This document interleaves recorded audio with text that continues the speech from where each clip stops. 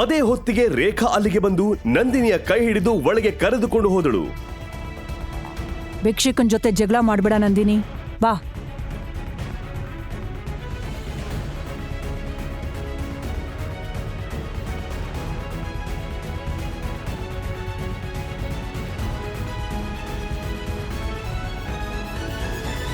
ಶಿವಾಯ್ ಮತ್ತು ಯಶ್ ಮುಖಾಮುಖಿಯಾಗಿ ನಿಂತಿದ್ದರು. ಯಶ್ ಆತಂಕದಿಂದ ಒಬ್ಬಂಟಿಯಾದಂತೆ ನಿಂತಿದ್ದ. ಕ್ಷಣಕಾಲ ಯೋಚಿಸಿ ಅವನು ನಂದಿನಿಗೆ ಕೂಗಿ ಹೇಳಿದ, ಸರಿ ನಂದಿನಿ, ನಾನು ನಾಳೆ ಬರ್ತೀನಿ.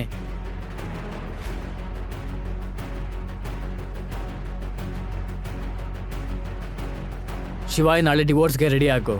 ಮತ್ತೆ ನನಗೆ ಎದುರಾಗಿ ನಿಲ್ಬೇಡ. ಶಿವಾಯ್ ಆಲೋಚಿಸುತ್ತಾ ನಿಂತಿದ್ದ.